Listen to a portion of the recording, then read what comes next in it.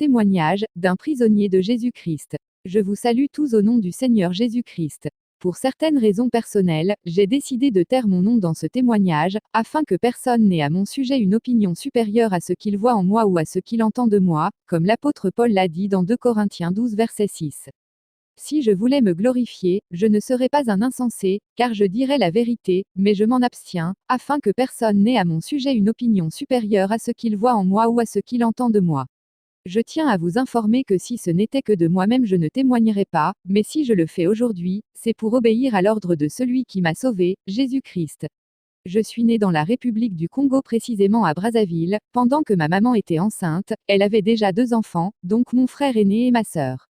Alors sa grande sœur lui dit, « Petite sœur, tu es trop jeune pour avoir 3 enfants à cet âge, il faut donc que tu avortes cet enfant. » Suite au conseil de sa sœur, elle décida alors de m'avorter. Elles se rendirent dans une clinique pour effectuer l'avortement, et après quelques examens le médecin leur dit, « Je vois 2 enfants dans cette grossesse, et, si tu avortes tu risques de mourir. » Suite à cette déclaration, elles décidèrent d'annuler l'opération, et s'en allèrent dessus.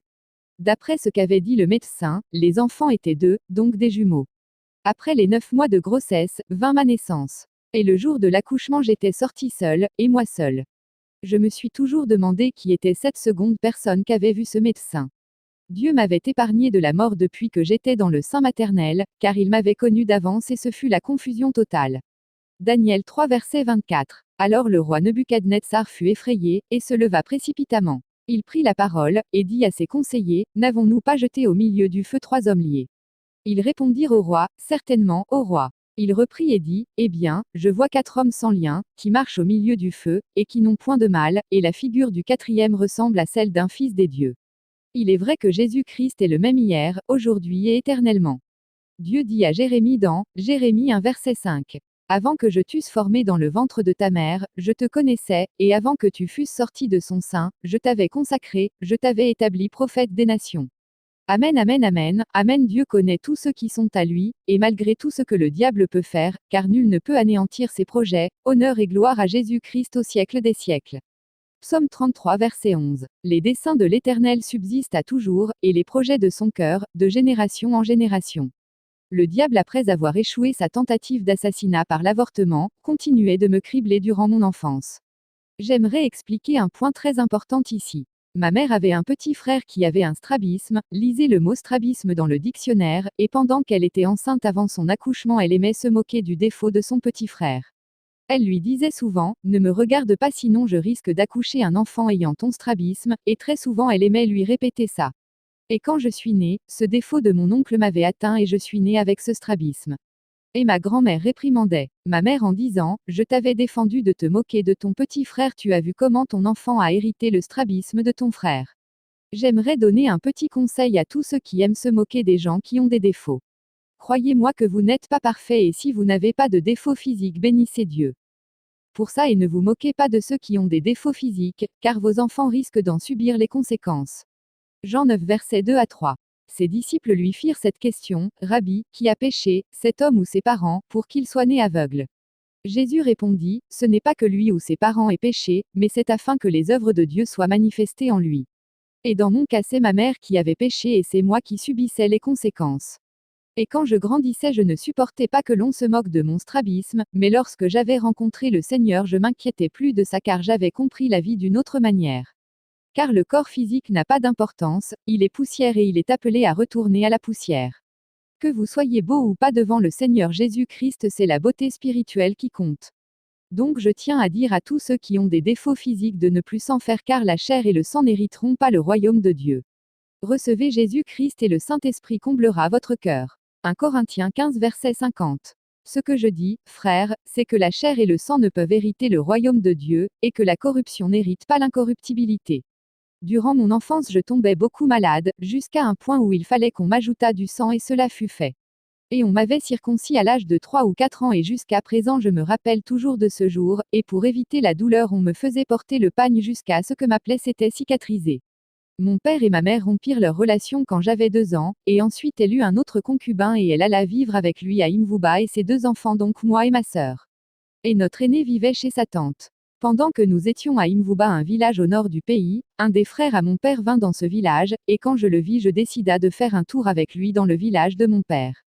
Ma mère me remit entre ses mains et je partis avec lui en moto au village de mon père appelé Imbama, un village voisin de Mbé du roi Makoko.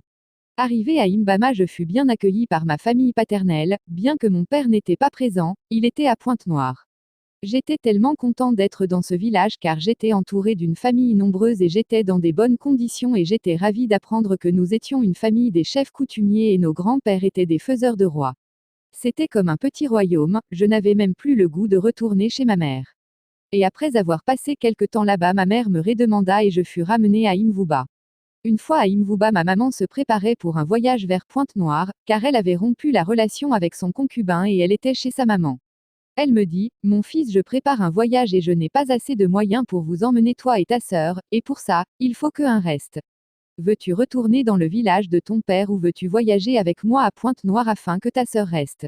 Suite à cette question, je répondis à ma mère, je préfère le village de mon père, car j'étais déjà séduit par la belle vie de ce village et je n'étais qu'un enfant. Pour résumer le témoignage, je vais juste vous expliquer les points les plus importants. Quand je vivais dans le village de mon père, je voyais des choses incroyables. Il y avait des moments où les frères de mon père commandaient à la pluie de ne pas tomber du ciel, pendant que la pluie menaçait, je pouvais voir une personne prendre un linge rouge, sortir sa main par la fenêtre, agiter le linge en disant en teke, langue de chez nous, Ngwawa Ilura, ce qui signifie que la pluie passe et cela s'accomplissait ainsi. Je n'étais qu'un enfant mais je reténa. Beaucoup de choses dans mon enfance. Il y avait des choses que je rappelais à ma mère, des souvenirs de pendant qu'elle me portait encore au dos.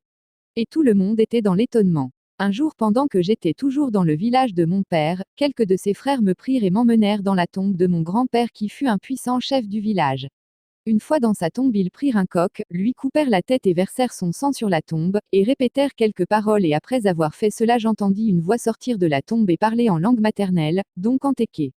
C'était donc la voix de mon grand-père que je n'avais jamais connu et qui était mort depuis longtemps et avant même que je sois né. Et après cette cérémonie, ils me prirent et ensemble nous sortîmes du cimetière. C'était alors, si je peux le dire, une sorte d'initiation inconsciente. Je n'étais qu'un enfant mais j'avais la mémoire de toutes ces choses en grandissant. Après quelques années passées, la grande sœur à ma mère envoya une lettre et dans cette lettre ma mère me réclamait depuis Pointe-Noire. Je retourna à Imvuba chez ma grand-mère, ensuite ma grand-mère m'emmena à Brazzaville et de Brazzaville je pris un avion pour Pointe-Noire. Une fois à Pointe-Noire, j'étais remplie d'émotion et de joie de retrouver ma sœur et ma accent grave .je ne vous raconte que des points importants. J'étais un enfant sans instruction, et par l'éducation et la dictature de ma mère j'ai fini par devenir intelligent dans les études, et à travers ma sœur je me suis amélioré à l'expression. Je m'étais fait un meilleur ami dans le quartier et on s'amusait ensemble, puis un jour j'eus une petite bagarre avec un élève de ma classe. Je raconta l'histoire à mon meilleur ami, il me fit savoir qu'il avait un maître qui lui donnait des choses et lui faisait des scarifications, des camons, pour être fort, je ne savais même pas ce que c'était. Il me dit ensuite si tu veux devenir fort pour taper les autres à l'école, je peux t'emmener chez lui. Voilà comment les mauvaises compagnies corrompent les bonnes mœurs. 1 Corinthiens 15 verset 33. Ne vous y trompez pas, les mauvaises compagnies corrompent les bonnes mœurs. Curieux que j'étais et désireux de posséder de la force, je décida alors de rencontrer ce maître. J'avais environ 10 ans, il me présenta son maître et ensuite ce maître nous fit des incisions sur le corps avec la gilette. Puis un autre jour on se mit à casser des bouteilles dans une école non loin de cet endroit. Bien qu'on cassait des bouteilles, mais au fond de moi je sentais et je savais que je le faisais par mes propres efforts. Et depuis ce jour j'avais maintenant le goût de faire ces choses. Sans connaître les dangers qui me guettaient. Proverbe 14 verset 12. Telle voie paraît droite à un homme, mais son issue, c'est la voie de la mort. L'ignorance est la pire condition qui conduit à la mort. Osée 4 verset 6. Mon peuple est détruit, parce qu'il lui manque la connaissance. Comme toujours ma mère avait un concubin et ce monsieur était un maître maçon et un de ses élèves était un catcheur et il s'appelait Tonton, et il portait sur lui une bague de tête de mort. Un jour pendant qu'il était chez nous, je l'interrogea. Pour savoir à quoi servait sa bague. Il me dit que c'était pour la force du catch, je lui demanda de me rendre fort. Il me dit pour ça il faut que je demande la permission à ta maman et si elle accepte je vais faire de toi mon élève. Mais ma maman refusa sévèrement. Avec le temps on changea de quartier et partout où j'allais j'avais toujours le goût de faire des scarifications, des camons, et pourtant de nature je n'aimais pas la bagarre, j'avais juste envie de devenir fort pour ma défense. Une fois en classe de 6e j'avais un groupe d'amis qui étaient beaucoup plongés dans elle. Scarification et on allait souvent casser les bouteilles après les cours. Comme je l'ai dit plus haut, malgré que je faisais toutes ces choses, cela n'agissait pas en moi et toute fois qu'on cassait les bouteilles je faisais juste semblant de trembler. Donc ces scarifications, ces camons, ne marchaient jamais avec moi, mais tous ceux avec qui on allait faire ça tremblaient et la force de ces choses agissait en eux. C'est la raison pour laquelle j'allais de maître à maître dans l'espoir de trouver le meilleur produit un jour. Un jour pendant que moi et ma sœur étions en vacances chez une de nos tantes. Un des fils à son mari, qui avait aussi l'habitude d'aller faire des scarifications, me demanda de l'accompagner chez son maître. Sans hésiter, je l'accompagna chez son maître, et une fois arrivé là-bas, il me dit de l'attendre dehors et après quelques minutes il revint dehors là où j'étais. Son maître le fit appel. Dans le temple puis il me dit viens avec moi, sans hésiter je le suivis. Une fois que nous sommes arrivés dans le temple, dès que son maître me vit, il devint furieux et me dit, ô petit qui t'a dit d'entrer ici, et pendant que j'allais sortir il me dit avec violence, viens ici. Son surnom était Yakuza. Ensuite il me dit, déshabille-toi petit, je vais te montrer, mets-moi ton sexe ici. J'avais peur et je me disais, oh mon Dieu qu'est-ce qui m'arrive? Mon cousin le suppliait en disant, Yakuza s'il te plaît pardonne-le c'est mon petit frère. Mais Yakuza continuait de m'intimider, une fois que je m'étais déshabillée, il prit alors ma partie privée et se mit à faire des incisions dessus, et prit les poils de ma partie privée les mit avec mon sang dans une feuille et perça une aiguille dessus en disant, petit tu mettras plus au monde. J'avais peur et je ne savais que faire, puis mon cousin me conduit dehors et me dit, t'inquiète pas il fait ça juste pour te tester. Et après quelques heures il avait remis ce papier à mon cousin ensuite il lui avait dit brûle ça. Parmi tous les maîtres chez qui j'allais, il y avait un d'entre eux qui m'avait remis un fil rouge, ce qu'on appelle chez nous câble. Et ce câble qui avait une couleur rouge, je l'avais couvert d'un mouchoir blanc afin de ne pas attirer des soupçons. Il vint un moment où l'on changea encore de quartier. Un jour j'étais sortie et j'étais allée au cinéma suivre des films, et à mon retour, je vis ma mère de loin devant la parcelle avec un fil blanc et rouge entre ses mains et elle était en train de sortir des choses qui étaient enroulées dans ce fil et lorsque je la vis je reconnus ce fil car il était mien et je l'avais gardé dans mon sac de l'école. Et pendant que je me rapprochais je me demandais comment a-t-elle pu trouver ça. Quand je suis arrivée près d'elle, elle avait déjà sorti tout ce qui était dans ce fil et, c'était des petites choses comme du tabac sèche. Elle me posa cette question avec un air inquiet et triste, mon fils c'est quoi ça? Je décida alors de lui dire la vérité, je lui dis que c'était un grand qui me l'avait remis pour la force. Maman brûla ce fil, me fit des reproches et me conseilla. Pendant que j'étais en classe de 4e, j'avais un ami avec qui on partageait un même bon en classe. Un jour, arrivé en classe nous avons constaté que notre bon n'était plus à sa place.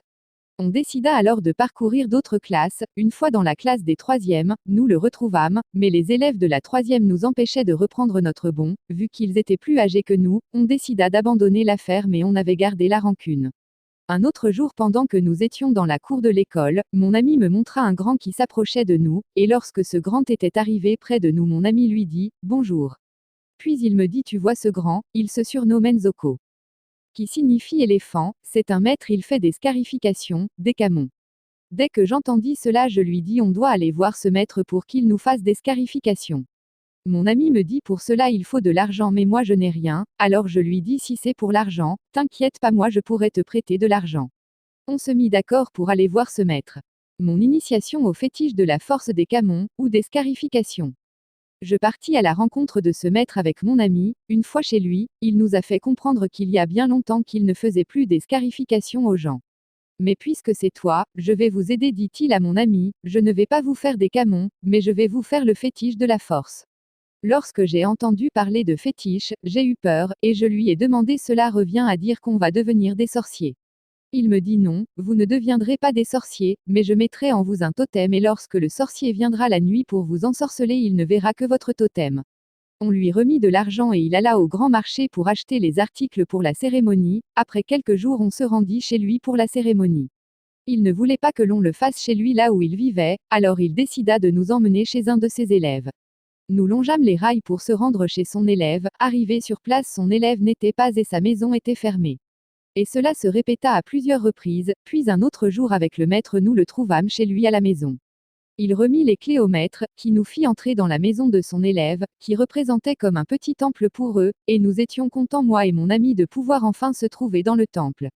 Une fois dans ce temple le maître Nzoko sortit son colis de fétiche qui se trouvait sous le lit de son élève qu'on appelle chez nous Kifutu. Il ouvrit ce colis qui était enveloppé d'un linge rouge, moi et mon ami nous étions assis sur le lit, après avoir ouvert ce colis il s'assit et mit ce colis de fétiche entre ses jambes, il se mit à chanter des chansons de bagarre qu'on appelle chez nous les chansons des Pomba. Un petit conseil que j'aimerais donner à tous ceux qui aiment écouter la musique profane mondaine, sachez-le que toutes les chansons qui ne glorifient pas Jésus-Christ glorifient le diable Satan et ses démons. Ésaïe 42 verset 10 nous dit chantez à l'Éternel un cantique nouveau, chantez ses louanges aux extrémités de la terre, vous qui voguez sur la mer et vous qui la peuplez, îles et habitants des îles. La Bible nous demande de chanter pour Dieu mon frère, ma sœur, chanter les chansons du monde est un péché devant Dieu. Avant de nous faire des camons, et des incisions ce maître avait pris tout son temps de chanter les chansons des Pomba, des chansons qui incitent à la bagarre. Il faisait donc appel aux esprits de bagarre, après avoir loué et chanté ces chansons diaboliques, il nous dit que l'un de vous s'approche. Mon ami s'approcha le premier. Il fit un petit plat sur un papier et le lui donna pour qu'il mange, mon ami mangea. Ensuite ce maître prit une gilette et se mit à lui faire des incisions sur le corps, et lui frotta une poudre de chasse sur ses incisions, et après cela il prit le sang de mon ami et se mit à lui parler de sa vie en prophétisant sur lui. Il lui posait beaucoup de questions sur sa vie passée et mon ami lui répondait oui, et non. Il lui posa beaucoup de questions comme tu es un fils des eaux, ce qu'on appelle chez nous Mwanamaza, et mon ami lui dit oui je le suis. Ensuite il lui dit, tu as deux bons amis et parmi les deux il y a un avec qui tu te chamailles beaucoup, il n'avait pas su que c'était moi. Puis mon ami lui dit oui et cet ami c'est celui qui est assis là. Il avait raison car nous étions trois bons amis, mais nous deux aimions nous chamailler. Et moi j'étais étonné et je me disais enfin j'ai trouvé un vrai maître. Comment a-t-il pu savoir toutes ces choses? J'attendais qu'il me prophétise aussi à mon tour, après avoir fini avec mon ami vint mon tour. Il me donna un petit plat sur un papier, je le mangea. Il prit de nouveau une gilette, me fit des incisions sur le corps, me frotta la poudre de chasse et ensuite, il prit mon sang et se mit à le contempler afin de voir toute ma vie, et j'étais impatient de l'écouter. Mais à ma grande surprise, il ne voyait rien de moi, il prit de nouveau le sang qui coulait de mes incisions mais voyait toujours rien. Il le fit à plusieurs reprises puis il me dit, petit tu n'as pas un bon sang mais je vais quand même te faire, espérons que ça marchera. Et moi j'étais déçu. Et c'est seulement plus tard, après avoir reçu Jésus-Christ que je compris que ma vie était cachée en Dieu, bien que j'étais un pécheur car lui, il m'avait connu d'avance et m'avait prédestiné en Jésus-Christ. Romains 8 verset 29. Car ce qu'il a connu d'avance, il les a aussi prédestinés à être semblables à l'image de son Fils, afin que son Fils fût le premier-né entre plusieurs frères. Amen, amen, amen, amen, amen, Dieu soit loué.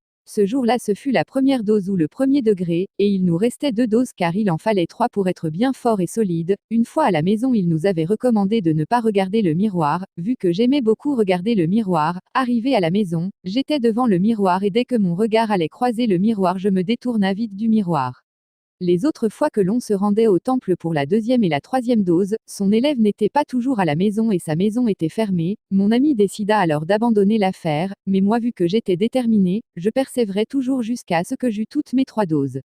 Ce maître me dit nous ferons une séance de démonstration afin de tester ta force, mais le temps nous avait fait défaut.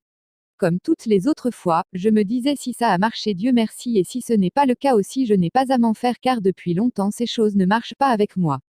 J'étais maintenant satisfait et j'attendais que l'on vienne me provoquer. Quelques mois s'écoulèrent et j'avais oublié cette affaire.